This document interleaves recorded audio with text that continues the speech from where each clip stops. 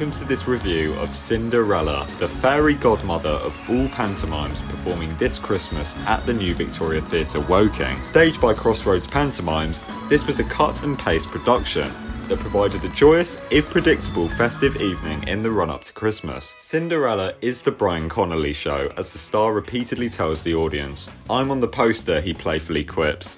A hugely popular figure in the 90s as a comedian and presenter, Connolly plays buttons and is quite the showman, being a panto veteran.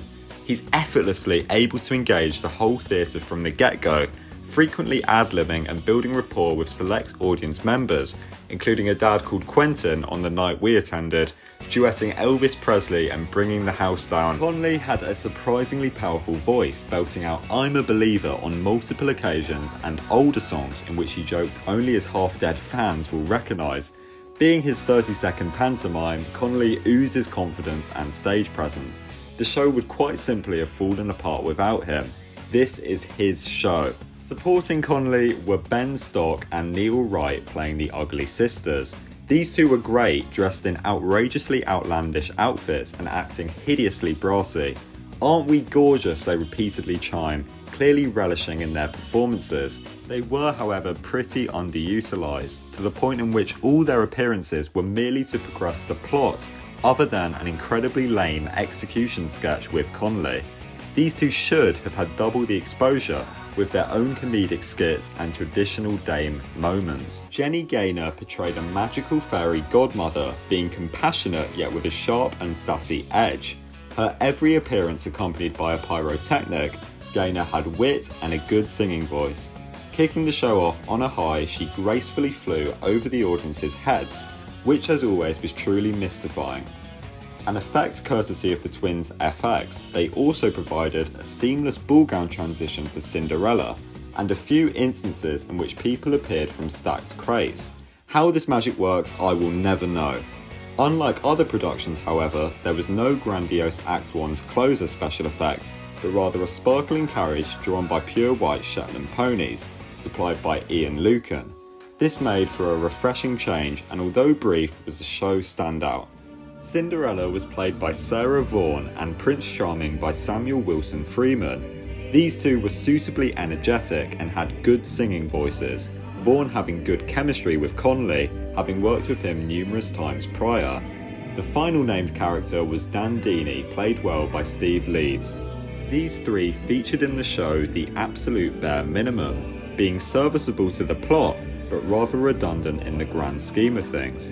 As always, the 8-piece ensemble were brilliant, adding a vibrancy and scope to the production, wowing with meticulously crafted routines. So, how was the humour pitched in Cinderella? Well, Connolly delivered endless poo and fart jokes, coming out at one stage in an outrageous toilet costume which greatly humoured the younger audiences. A memorable moment was his sketch with a balloon, which with simple voice changing made for a hilarious scene and set up some amusing adult jokes. This high-pitched voice changing was used to greater effect when Connolly was seemingly shrunk in another funny sketch. There was also a Dangerous Brian segment which did fall a bit flat, but you've got to respect a 61-year-old still throwing themselves off stage. Cinderella featured the same log scene in which Buttons and the Prince compete for Cinderella's affection to Bryan Adams' Everything I Do number. Despite seeing the exact sketch in Woking just a few years ago and in other productions, there's no denying that this is an impeccably choreographed piece of fun. The show had a handful of mistakes, which were performed convincingly and always get some of the biggest laughs.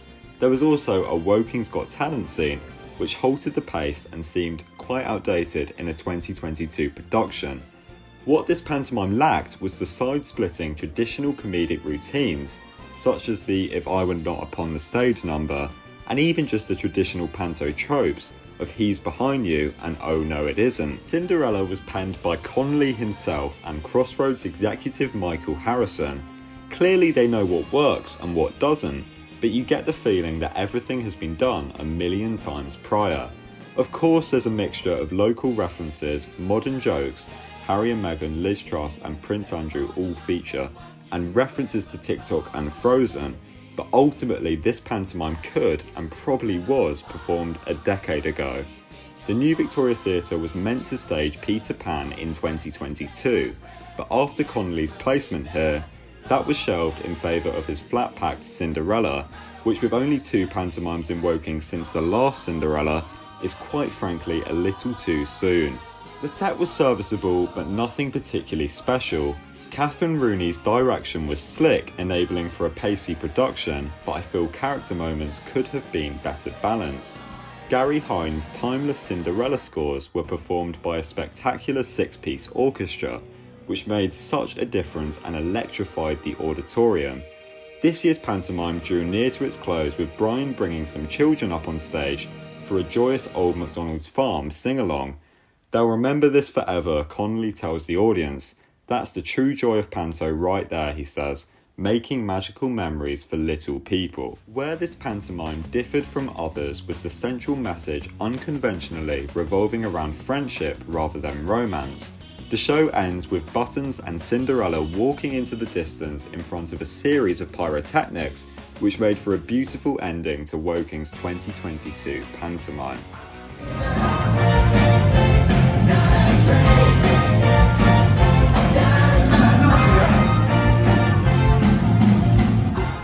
So to summarise, Cinderella was ultimately the Brian Connolly show. He's a star who can hold a production with his quick wit and tried and tested skits. However, I feel to the detriment of the rest of the cast being able to truly shine. This show is the definition of a cut and paste pantomime, but is that really an issue to the new audiences of Woking? Aside from some outdated references, probably not. So at the end of the day, Cinderella was a magical evening of laughs for the whole family.